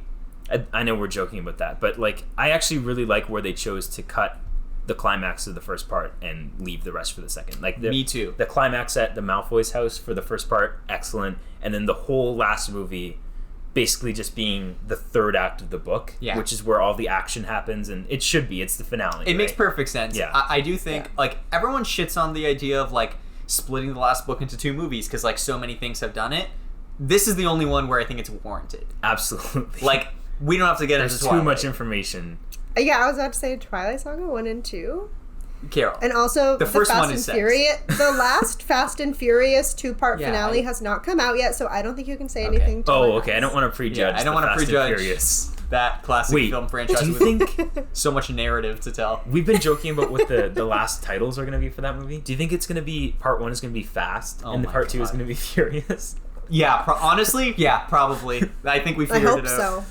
Okay, so we haven't talked about it at all, but since we're talking about the splitting up of everything, we haven't talked about Dobby. And, in the second movie, Dobby is a little bitch, and I fucking hate him. But when he shows up in this... Well, because he shows up just to fuck shit up, essentially. I know. It's to, save Harry or whatever. I get it, but it is annoying. It's very annoying. But when he shows up in this... And he shows up at the Malfoys, and for some reason he's way more charming and stuff in this one. It's been so long. It's been so long. You're kind of like, this guy, oh yeah, Dobby, and then he dies, and it is so sad. Yeah. It is so impossibly sad when he's just cradling his little body, and he's like, what is it? The last thing you say? He's like, I'm glad to be with friends. Yeah, in such a beautiful place or something. Yeah, and the last thing he says before they leave the Malfoys is like he's a free elf. Yeah. Which is so nice. Yeah. And his tombstone says Dobby, a free elf. Well, that's also probably why he's less annoying, because now it's not like, oh, I'm keeping the secrets of my horribly evil masters. Yeah. He's just living his life. Yeah, for sure. But yeah, I think it's a really good point to end that first part off on. Carol, I am really curious what you think of the first part. In pop culture, for whatever reason, people really shit on the first part, and they're like, nothing happens. They should have just made it one movie. And I'm like, I don't think that's true. I think a lot happens, actually. But, not a lot of progress is made, but, a lot is resolved and found out and set up to be paid off. And I don't think you could have condensed it into 1 2-hour movie. No. Yeah, I will say I obviously enjoyed it because I'm not just here for the action. Yeah. So I did like the way they kind of laid out the finale in this first part. I liked that they were kind of on the lam, living in the forest. That was fun to me. I really liked vibes. Mm-hmm. Yeah, and I will say you can't really say nothing happened, because even that scene where they find the wand under the water and then like Ron comes. Obviously, that's the end of this film. Yeah. But that was really fun to me. And the beginning, is this the one where they all turned into Harry? Yeah. At the beginning? Yeah. Like, that scene was so fun. So fun. People died. Stuff happens. Yeah, I don't know. I found it really fun. I liked how they set it up. You'll see how much I liked it when we get to the rankings. I disagree with sounds some like it's people, probably pretty high up there. I mean, not that high, but like Yeah, higher I was than just making a people guess. would think. I agree with you. Dan and I also share this opinion. People I like this one a lot. Yeah, I like this one Yeah. too, and I think it does a really good job of setting the tone, setting up things that will be paid off. Yeah, and I'm I can reading actually, my notes. So much happened. Voldemort takes Luna. Her dad Yeah. tries to give Harry up. Yeah. Like, this is And then there's all jam-packed. the not flashbacks, but Harry looking into Voldemort's mind repeatedly to like see what's happening with him. Like both sides are building and mounting. The wedding. Yeah, like this one really sets the table for that final movie. It does all of that important work so that when we get to the final movie, it's just all out. It's all payoff. Yeah. Really fun execution, yeah. Yeah, I totally agree though, Dan. You said like cozy camping vibes. Love that. And I think it's because like it's so interesting, like to end the last movie with him being like, I'm not going back to Hogwarts. Like, fuck that. Such a hype moment. And to get those like, we're in the woods, we're figuring things out, and like everything's going wrong. Oh, and there's also the ministry sequence. Yep. In this one, which I love. And also Hermione makes her family forget that she exists. Yeah. Yeah. That's fucking dark, guys. It's brutal. And it starts that way. I was like, hold on. Yeah. And they just kind of gloss over it. Like, she just is doing her thing, fighting. And she mentions, like, oh, like, my parents probably wouldn't remember this. But I was like, no, guys, this is sad. Like, this could be a whole movie of unraveling how this is going to impact I would her like mental to see, health forever. I'd like to see how, when she got back after the war was, like, over, how she reversed that. How that would work. Yeah. It is... Like, can you? I don't know. Good question. But no, we just know that she had a family with Ron. Who cares about her parents? Yeah, I think it's a really solid outing for the franchise, and I do think like during the sadder parts, like when Ron leaves and it's just like Harry and Hermione on their own, I thought that stuff was all really well because like it's really done well because they don't like say it. Like her and Harry don't have a conversation where she's like, I just love Ron so much and I want to have his children, and like that never happens, but it's just like she's not herself and down, and then like when it's Christmas or whatever and he puts on the music and just is like, come on, like let's dance and just like have a good time and try to pretend that this isn't happening. Like again, it just going back to the antithesis of Stranger Things, like feels the way like people try to rationalize and act as like young adults in situations and try to like uplift each other and not be dicks for no reason. I like this one. I think I like this movie more with each viewing, actually. Me too. I was also going to say I like the Christmas sequence because you brought it up, where they go to Godric's Hollow, and see Harry's old house where his parents died. That was really nice. Me too. So during the fight with Nagini, he falls into a children's room. Yeah. Is that supposed to be... I'm trying to figure out the geography of where Bathilda Bagshot lives in relation to his old house, and I've always wondered if that was supposed to be, like, his old bedroom. I don't think so, but, like, I don't know why he falls into a children's room, so... It's so specific, right? Yeah. But also the lights are on, and it's like... It's weird. Why would there be power? That whole fight has always been... It was my least favorite part of the book and movie, where I'm like... The snake fight? Yeah, I'm like, I get it. Like, I get we need, like, an action beat here or whatever, but I'm kind of like... I was really digging the somber character moment of Harry and Hermione in Godric's Hollow, and like him just being like, this is where my family lived, like this is where I lived, like when I was born and stuff. And yeah, I don't know, and then just to have it be like, and now he's fighting a snake, I was like, okay. Yeah. Great, thank you. I would have to agree, although I do think it's cool that like a snake could use Polyjuice Potion because it's to turn into humans. Like, it doesn't work the other way around as they establish in Chamber of Secrets, but like theoretically they could give it to a snake and it could look like a human, but it's not able to talk. Yes. Because it's a snake. Yes. But then also later it would be retconned that Nagini was a human being the whole time, not a snake, so... Yeah, we said we're not going to talk about the Which is not, Beasts movies. in my head, will not be canon. That is It not was a canon. human? Fuck you, JK. Yeah. In the Fantastic Beasts movies, And not it's just revealed a that... snake?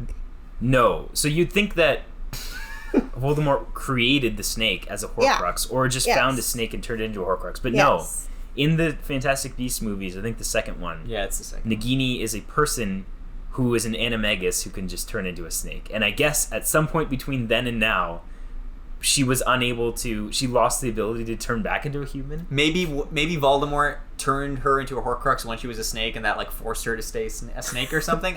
I'm sure if we go to Pottermore.com, J.K. Rowling has a whole fucking backstory about the snake, but I really don't care. So no, Cute.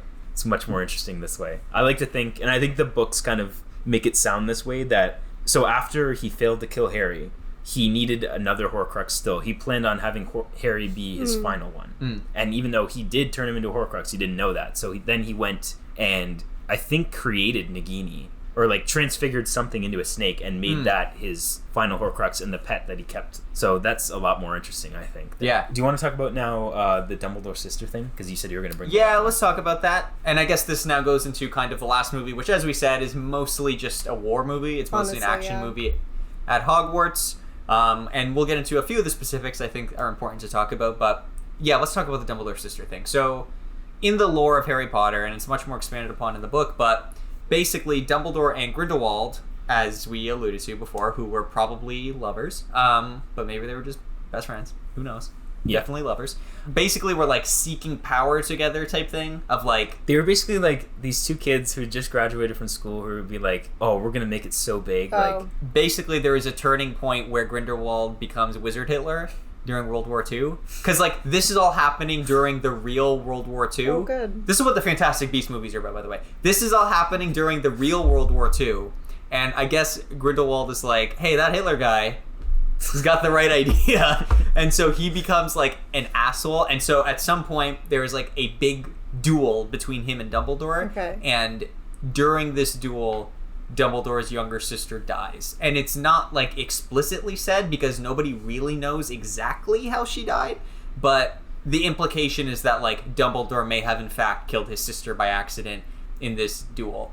well, Yeah. but also I think a lot of people think that he did it on purpose because she's a squib, right? Which What's a we should squib? explain. A squib is someone who's born to two magical parents but doesn't have magical powers. Yeah. Okay. So people think that like Dumbledore in his youth was a lot more like Grindelwald and more like he had an affinity towards like pureblood, so that Yeah. maybe he killed her On purpose. for her own good, Yeah. quote unquote.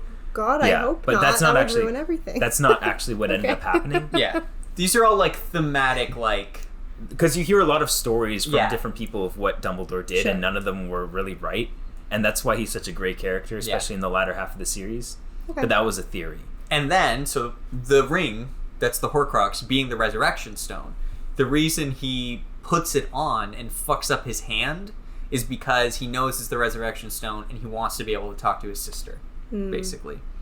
And that is revealed. So, at the end of this movie, we get the flashbacks with Snape, which in the books are my favorite scene. Probably not in the movies, although it's great in the movies. It's top 3 in the movies, but in the books is my favorite scene. I want to talk about that too. Yeah. Basically, he puts the ring on, fucks up his hand, and it's revealed in the flashback that Snape, like, is able to stop it from spreading further, or, like, slow it down, but, like, he's gonna die anyway. Yeah. Because of the curse or whatnot. And Yeah. so that's why by the end of it, he's like, Snape, please kill me. Well, that and the Elder Wand. Yeah. but also that too. But also the timing of Voldemort ordering Draco to kill him anyway. Yeah. And it all lined up perfectly. So he's like, I'm gonna die either. I'm not coming out of this alive. Yeah. So like, you need to be the one to kill me because A, you will be extremely trusted by Voldemort, and B, Voldemort will think that you've taken ownership of the Elder Wand, when in fact, if Draco is the one to disarm me, Yeah. he will actually He be, will have taken ownership. and then that's why Harry has it in the end. But Voldemort Yeah, thinks that he all needs to really kill played Snape. with my head when they were like explaining all of that. I was like, okay, So, they the have this rules of the Elder person's Wand. wand, and this person has this person's wand, I and I do wanna cannot talk keep about track that. of anyone.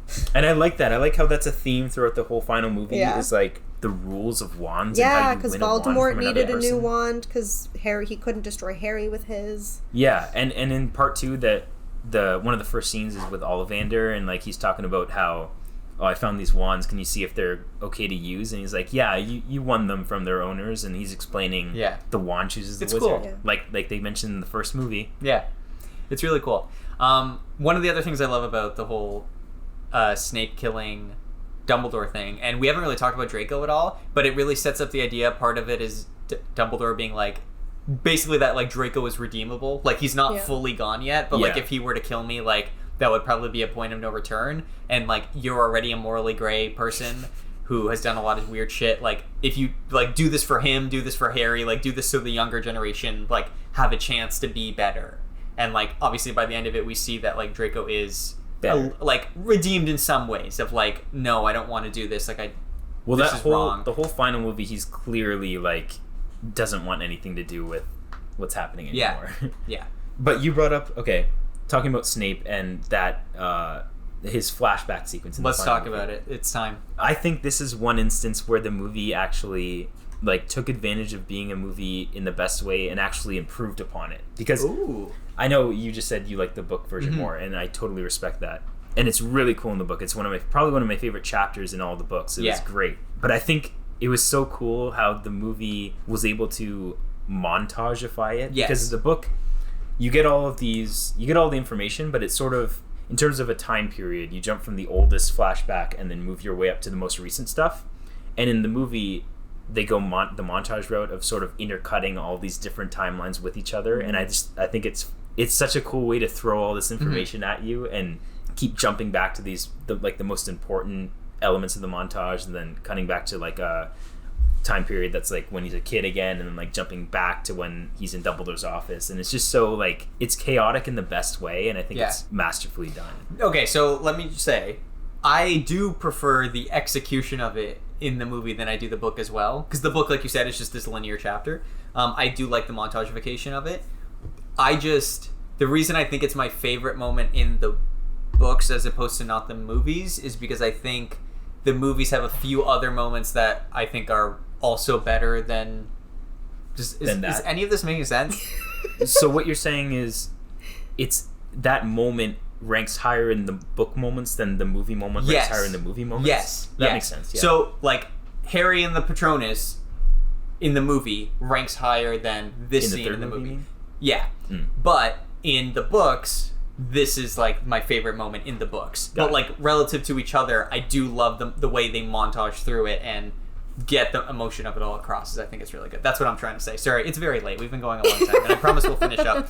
I would like to go on my very quick Snape rant right now. Go for it. Okay, and then we'll finish. We'll clear this bad boy. Okay, now here's the thing. Snape is like one of my favorite fictional characters of all time, and I am so fucking sick of the discourse of Snape being like, actually, Snape is really toxic because he's just like in love with the idea of Harry's mom and just kind of is a creep and stalks her around, and he's just like a toxic male, and the fact that he in any way is redeemed is terrible, and we shouldn't like idolize him at the end of the book. And like, it just blows my mind that people don't understand that what makes him such a good character is that he is all these things. Like, he is the toxic, I'm just a weirdo, nobody understands me, and that makes me better than you. Like, he is that guy. And he was a Death Eater. Like, he literally was a bad guy, like the way we thought he was. And then is like redeemed, gives himself to the good side to be like, you need to like protect them because he's going after them.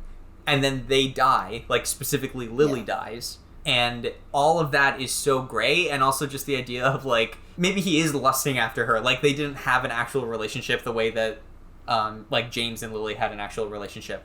That's true. I totally get that. I get what people are saying. The idea that he's just like in love with this idealized version of her. Sure. I still think that the emotion of it being, again, this idea of like, she was the one person that was kind to him. And so it's less about this weird sexual undertone of like, I want you to be my lover, and more like, you were the only person in my life that ever showed me kindness, and so the fact that you're gone now is like really a profound sadness for me. I think that's what it's supposed to be more about, and I don't understand why people feel the need to twist it and be like, and maybe it's just because J.K. Rowling's such an asshole now that everyone is like, let's just find ways to scrutinize and criticize fucking everything. But I think this is a really great turn, and like, the moment, like, it gets me every time. It's such a good moment when he's like, and it's the moment for me of realizing Dumbledore is such a scumbag, and like coming around on Snape when he's like, listen, Harry is the last Horcrux, and you can't tell him until the time's right, because when the time's right he has to die. And like, Snape in that moment being like, holy shit, you're a dick. Yeah. Like, he says, you raised him like a pig for slaughter. And Dumbledore is just being a dick, and he's like, oh, what? You like this kid now that you were shitting on for 7 years?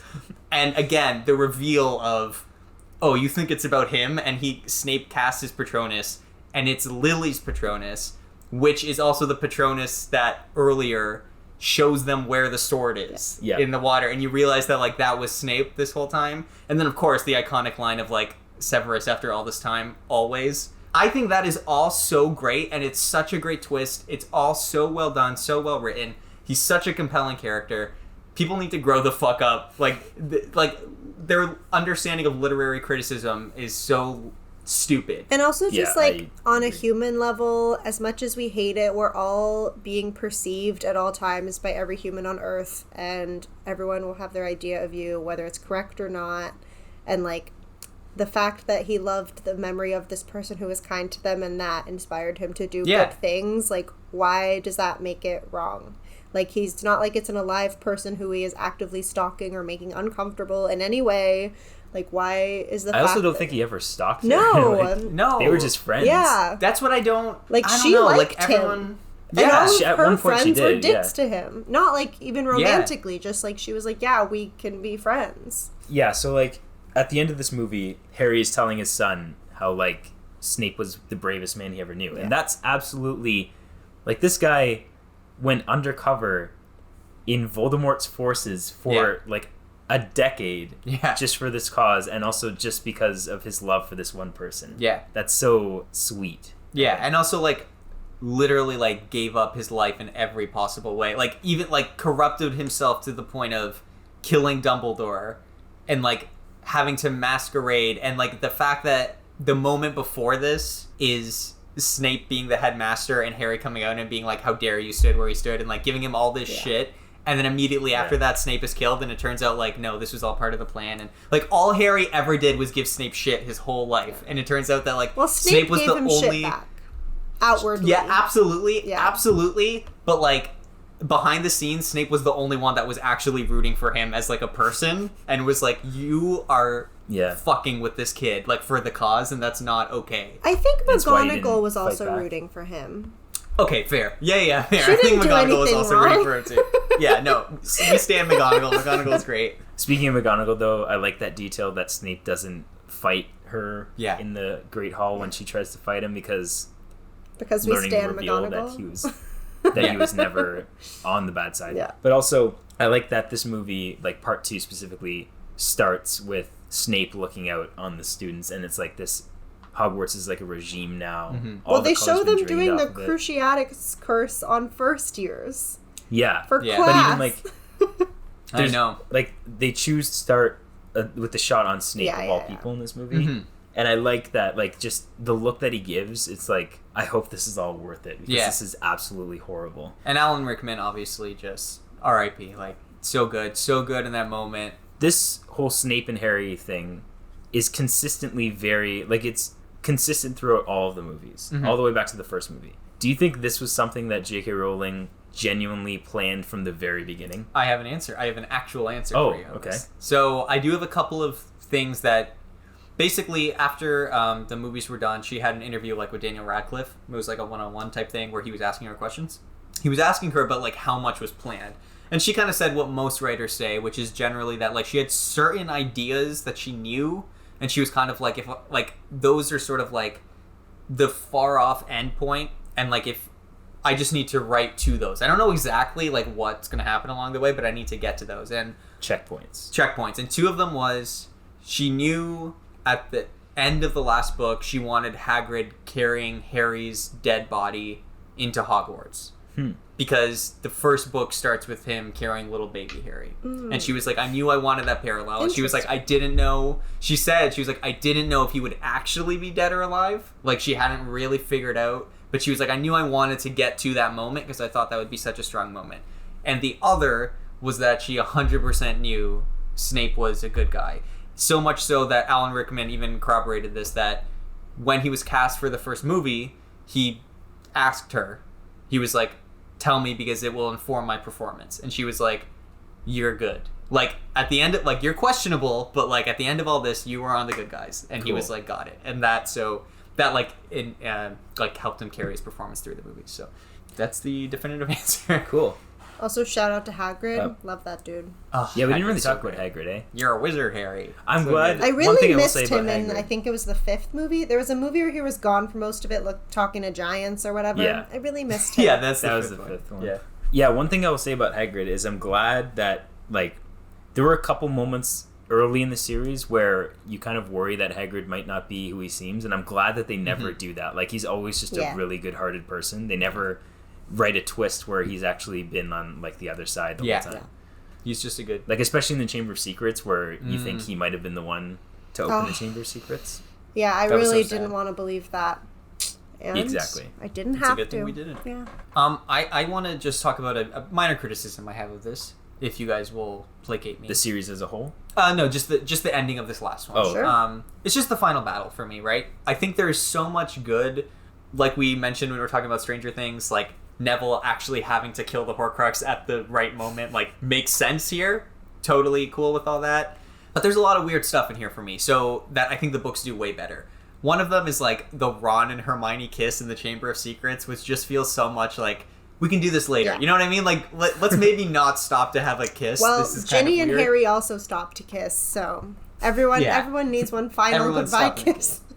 Don't really like any of that. I don't particularly like the final battle between Harry and Voldemort. Okay? And like the very final in the courtyard? Yes. And the reason why is because in the book, it's like not a battle of wits, but it's less of this, like, battle, and it's more of just this moment of, like, this whole battle's been raging and the two of them are finally in the courtyard, and Harry in that moment kind of, like, goes to blows with Voldemort in, like, an ideological sense, and they have the conversation about, like, the wands and what's gonna happen and yada yada yada, and Voldemort's, like, hubris in that moment is kind of like, no, fuck you, this wand belongs to me, and then they shoot and then Voldemort dies.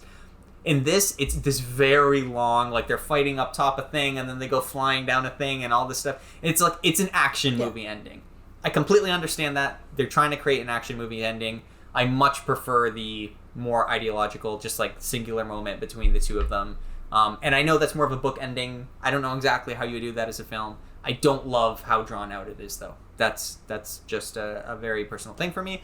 I do think they really handle his, like, death, like him sacrificing himself after he finds out he's a Horcrux, and the whole platform 9 3/4 scene with Dumbledore, that is, like, picture perfect. That's when I was reading the book, that's exactly how I pictured it. When they did it in the movie, I was like, nailed it. You absolutely killed that. I also think it's such a cool idea that, of course, Harry would be able to come back, because when Voldemort killed him, he was just killing the part of himself that was, like, attached to Harry's soul in a way, so he was, like, actual Harry was able to come back. Well, see, that's what I always thought was the rule. But then I realized, I think it still would have killed him, but he was, at that point, he was in possession of all 3 Deathly Hallows. So he couldn't die? So he was the master of death. So here's the question I have, right? Is that just thematically true, or is that literally what happened? It's like, actually, we've had this conversation. I think we have. I think, okay. As most conversations on this podcast, I'm sure we had this. But yeah, like, you're right. The question is, are the Deathly Hallows, do they functionally work, or are they just something you believe works and maybe doesn't? Yeah. But either way, there was kind of a way for him to come back to life. Yeah. So it's kind of like, pick which one you like better. It's interesting, right? Because I always personally love the idea that it's, like, in Harry, even when you look at, like, the story of the Deathly Hallows, right? How all of them the 2 of them were trying to avoid death and got killed. And it was the one that, like, welcomed death like an old friend, that, like, everything went okay with that person. And so I like the idea that, like, Harry having the Deathly Hallows is kind of irrelevant, and, like, him choosing to die is what allows him to live, and that Voldemort killing him is what kills himself. Like, that there are 2 choices in that moment, that Harry is being selfless and choosing to die for the good of other people, and Voldemort is choosing to kill him for the good of himself. That, like, that in a cosmic sense, like, balances out, and that the Deathly Hallows are more like a metaphor for it, except this is also a magic world where maybe the Deathly Hallows are a literal thing. It's never said. I much prefer the metaphor idea of it, but it's really impossible to say one way or another. So, and I mean, we do see that, like, the Resurrection Stone is a functional. It definitely does stuff. Back it definitely works. I think I prefer to think of it in the way that he was the Master of Death only because he kind of gives up chasing the Deathly Hallows and they just come to him naturally because he deserves them. And so come time to die, he didn't even realize that, or like maybe he started to realize, but he wasn't even caring. He didn't care about the fact that he owned all 3 Deathly Hallows, and it just sort of like he earned his way to be resurrected after the fact, because of like the person that he is. But either way, it works. Like I think all that stuff worked really well. But yeah, I mean, so, and since we're talking about the Deathly Hallows, not only do I think the final battle is a little bit drawn out and like just them holding lasers at each other, and it's kind of like, okay, like, I don't know, I'm much more like, I would rather the ideological thing. But then one of my favorite parts of the last book is after they've won and Harry goes to the headmaster's office and has a conversation with the portrait of Dumbledore, who had been like hiding this whole time or whatever, like he wasn't there, but then Harry has a conversation with him and they talk about, what are you going to do with the Elder Wand?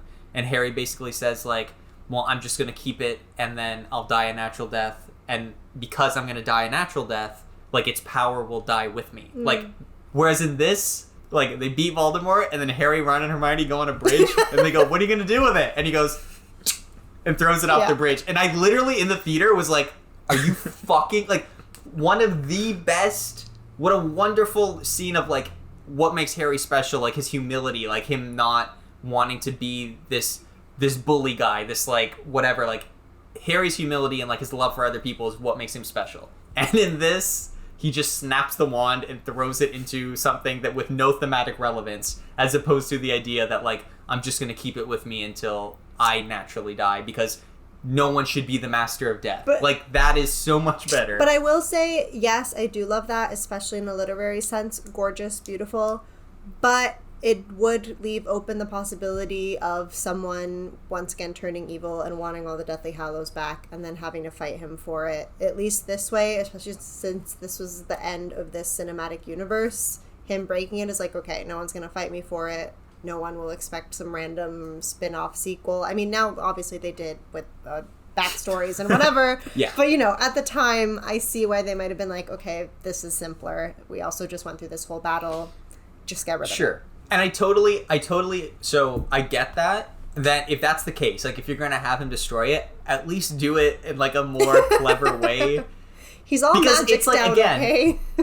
It's like, it's the Elder Wand. This is like the wand that you cannot lose battles with. It is the God King wand, and Harry just fucking snaps it like it's a twig. And I know, like, other wands have broken that way in the movies before, but I don't know, there's something so weird to me about, like, this whole thing has been centering around this wand, and that's all you had to do to end all of this was just do that. Like, well, I kind of like that though, because it's like, it's so easy to be rid of it, but that's how all the past owners of it would never think to do that, because they were just so corrupted by the power. Yeah. But yeah, I guess. No, I get what you're saying though. Like, thematically, I think the book does it better. Yeah. But I think, like Carol brought up, it's probably safer just in case someone sequels, does. Or, I mean, just even, like, thinking about what would happen in the future of this franchise. Like, if someone were to disarm Harry, then he'd be fucked. Yeah. So, but yeah, I do like how the book handled it as well. You know what I like, though? When he breaks the thing, there's a little wisp of, like, wand core that comes out of the middle. That is nice cool. touch. That is a nice touch. I agree. One more thing, because you brought up, like, the final battle between Harry and Voldemort, right? And the wands connecting. Mm-hmm. The movies kind of, there's a little problem with that, because in the books it's established that happens in the 4th book, because Harry's wand and Voldemort's wand have the same core, right? Yes. They're twins. Yes, so that's why in duels that would ever happen, right? Yeah. But in the movies, that kind of happens between a bunch of random characters. Like, even in the final battle of Hogwarts, like, I think Arthur Weasley is fighting a Death Eater at one point, and they get locked into, like, a duel like that. So it's just kind of, it's not really special like it should be. It's just kind of when two wands fire and connect. Yeah. But it's and I also hate how nobody uses, like, spells anymore. Like, everything's just colors. Yeah. Like, I'm fine with the color like theming. Expelliarmus versus Avada Kedavra and 16 wins. All right. Are we getting into our lists? Well, I think, should we just briefly mention the epilogue, which I just think, I mean, oh, yeah. I've always loved the epilogue in the book and the movie. It's just sweet. Oh, how could I forget? Yeah. It is sweet, but also, like, everyone's really ending up with their, like, childhood sweethearts. Everyone. Come on. And they all have a bunch of kids. Not one of them broke up. Not one of them wanted to remain childless. I don't believe it. But no, of course. You know, yeah, we love an epilogue. You know what my least favorite part of this scene is? What's that? The font that they use for the title card. The 19 years later. I don't even remember. It's what just it is. like it's Arial. It's so boring. You know what I would have liked is if they used the font that they use for the chapter headings in the book. Wouldn't that be cool? that would have been a nice touch. Also, why 19 instead of 20? I don't know. 15. 19. Just a random amount that J.K. Rowling chose, probably. I don't know. It's whimsical. That's a great idea. It's more That's a whimsical great than question. a round number. No, but I like this scene a lot. And earlier I mentioned the music callback that brings me to tears every time, and it's the last scene where the children are going off to Hogwarts for a new generation of adventures, and they bring back John Williams' Leaving Hogwarts theme from the end of the first movie. Yeah. It's great. It's a wonderful scene. I think most of the like old aging they do to these people is fine.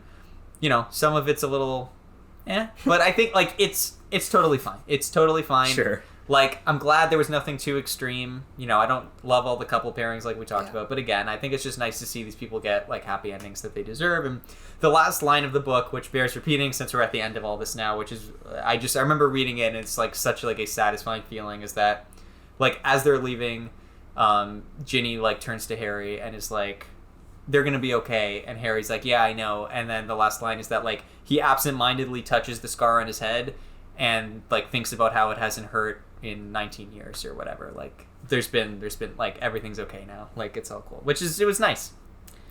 All right, let's rank these bitches.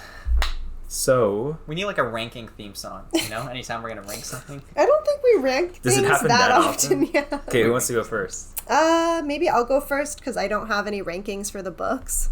I will say I did tweak it halfway through our conversation because I changed my mind. But 2 things that I was always certain about is that the third is my favorite film and the first is my least favorite film. Those things I am solid on. Everything in the middle, I feel they're all, you know, either pretty good or pretty bad. I found it really hard to rank.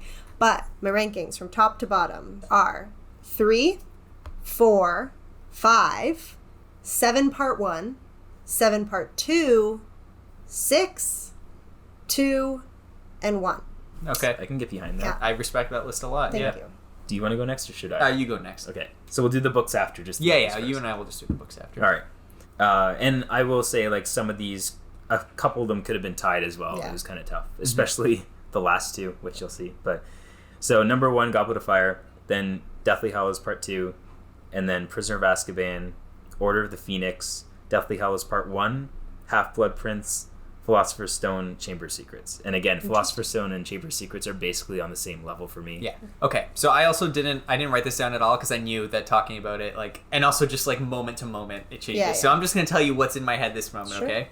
I think Goblet of Fire number 1, Order of the Phoenix number 2, Prisoner of Azkaban number 3. I think Prisoner of Azkaban is the most airtight best movie. Interesting. I would agree. But Like, That's why it's my objectively, favorite. Yes. Yeah, but I definitely think Goblet in terms of adapting the book, and then Order of the Phoenix just in terms of like that movie like resonates with me a lot. Sure. Then Deathly Hallows 1, then Deathly Hallows 2. And that might shock some people, but I love the character work in Deathly Hallows 1. Carol also put Yeah. Part 1 above Part 2. Yeah. And then this is gonna get fun now. And I think I'm gonna ruffle some feathers here.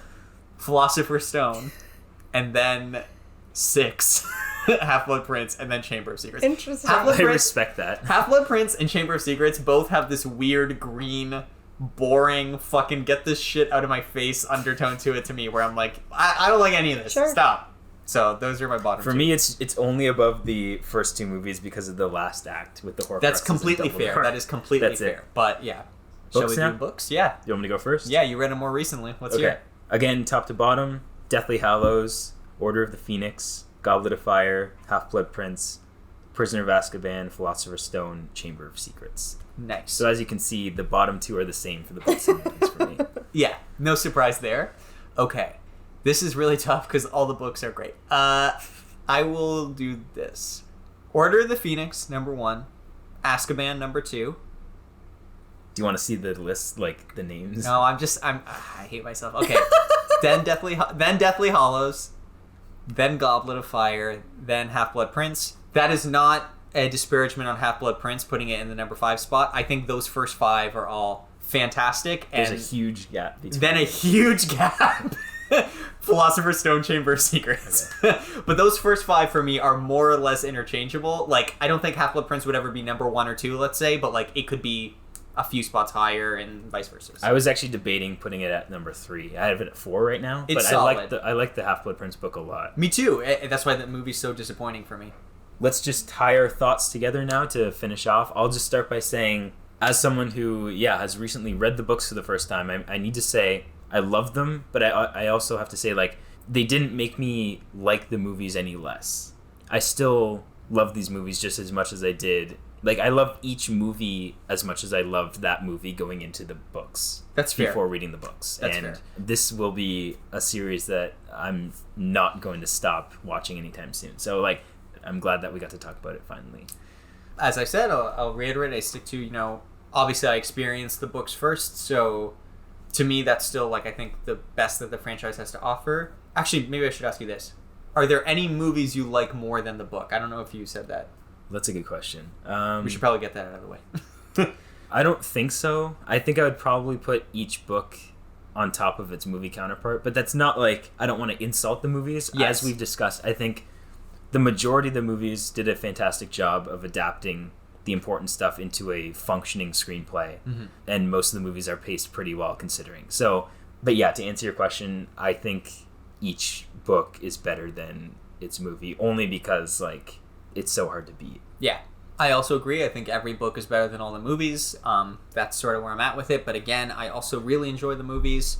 Like I said, it's even as much as I enjoy it, it's something I very rarely go back to because my enjoyment of it was, like, so intense that, like, going back to it's a very intense experience. But I am looking forward to, hopefully, as, like, life goes on and stuff, you get to, like, reframe things with new experiences. So, like, I've never watched them with Maddie. I think Maddie wants to watch them this fall. So, like, maybe watching them this fall with her. You guys have never watched them together? Not together. Oh. No. So maybe this, like, rewatching them around Halloween this fall will, like, recontextualize them in a way where it's easier for me to go back to them. Or, like, hypothetically one day, even though I probably won't, but, like, hypothetically one day if I had kids, like, that would also, it's probably not gonna happen, that would also be a scenario in which, like, watching it with them may recontextualize it in a way where I could watch it again.